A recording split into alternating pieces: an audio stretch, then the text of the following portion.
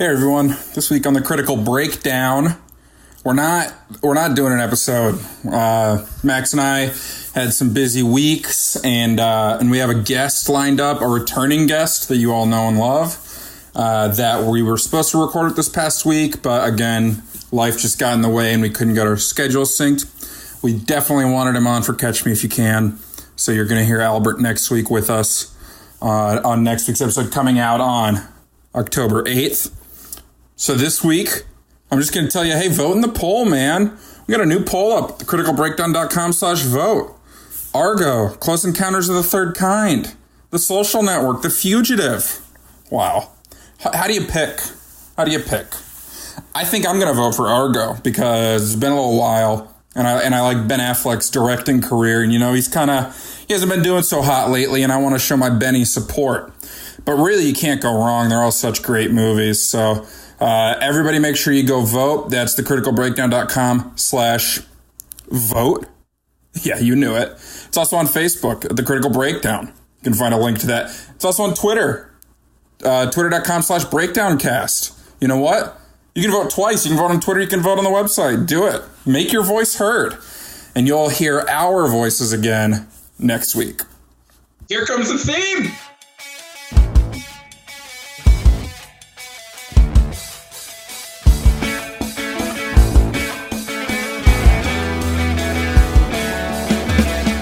Hello and welcome to a very quick and special episode, mini-sode of the Critical Breakdown. I'm here solo right now. My better half, Scott, is not with me at the moment. We have some scheduling conflicts the last couple weeks due to some family emergencies, so we're just going to do things a little bit different today. We talk about comic book movies quite a bit on the show, so we decided to maybe dip into just having a quick trailer reaction to Dark Phoenix, the latest X-Men film.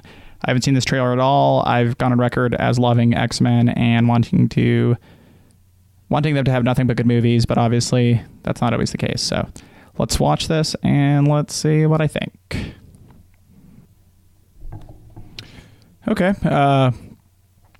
My first instinct is this looks familiar. It looks like all the other X-Men movies we've seen, well, recently, with the exception of Deadpool and Logan. Obviously, they've all stayed pretty close to a format, and this isn't swaying too far from that.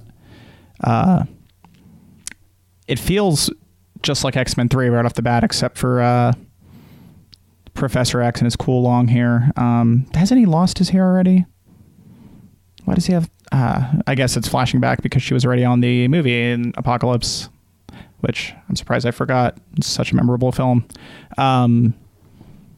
Yeah, it looks a lot like the original X-Men films mixed with what they've done with the past stuff. So that's all right, but it doesn't feel new. It doesn't feel that exciting. Jennifer Lawrence is back in it. It's funny because I like Jennifer Lawrence, but I'm kind of over her in these films.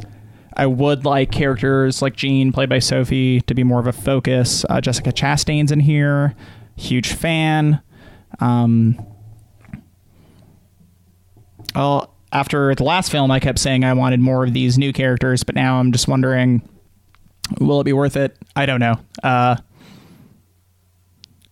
The scene with the cops, it looks like a mixture of X-Men 3 mixed with Deadpool 2. Sophie looks really cool as Jean when she's raging. I'll say that. I like the Blackbird going into space. That's really cool with the flames and stuff. It's good to show that everything's Charles' fault, because it usually is in the comics.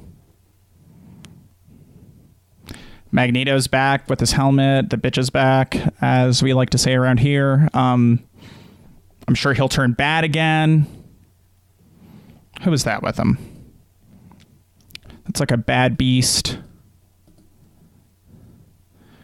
It's Angry Beast, Magneto in a bathrobe. I can't tell if that's supposed to be Storm or someone else. And then Danny Trejo's son. Let's see, Nightcrawler's back.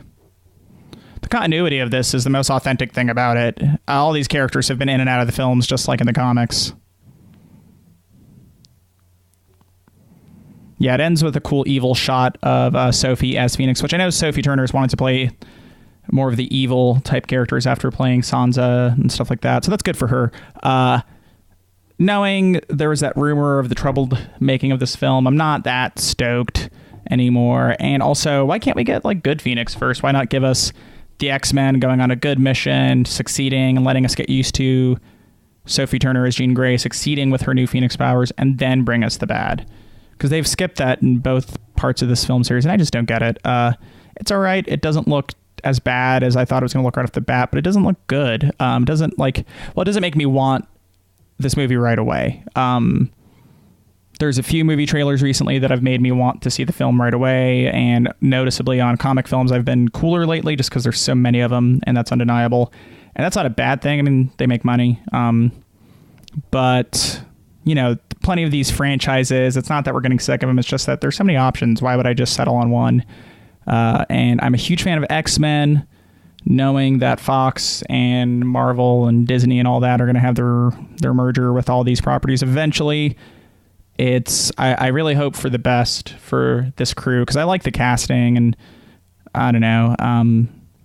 I really wish they stayed on par with First Class. I think First Class is definitely the best Team X-Men film.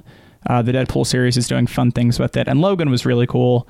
And I think a lot of these characters are going to go on to live on in cinema, and this isn't like the end of it, but I am sad to see that I'm not super jazzed about this, and this might be this group's last run. However, you know, you never know what happens with Marvel and Disney, and they're combining. Something cool could happen. We'll wait and see. I'll see this. It's like a February release or something. That kind of means like it's not going to be that great. But, you know, I love the X-Men. I actually have a VHS recording of the Dark Phoenix saga from TV, as well as the actual Phoenix, like the original Phoenix saga from the TV show. I have the Dark Phoenix comics. The final panels, the final couple phrasing quotes from the Dark Phoenix saga is one of my favorite comic quotes of all time. Yes, check it out here. That's my Dark Phoenix comic, which is signed by the author Chris Claremont. Like I said, it's one of my favorite books, and it ends with a famous quote from The Watcher, who's made an appearance in the Marvel film series, I believe, talking to Stan Lee. And The Watcher goes on to say, "So she, Jean Grey, briefly became the dark side of Phoenix, the Black Angel, Chaos Bringer. Yet when faced with a choice between keeping her godlike power, knowing she would then wreak death and destruction across the stars, and dying herself, she chose the latter. This is what makes humanity virtually unique in the cosmos, my friend. This extraordinary capacity for self-sacrifice. This ability to triumph over seemingly insurmountable obstacles, if the cause be just, knowing all the while that to do so means certain death. The X-Men do not realize it.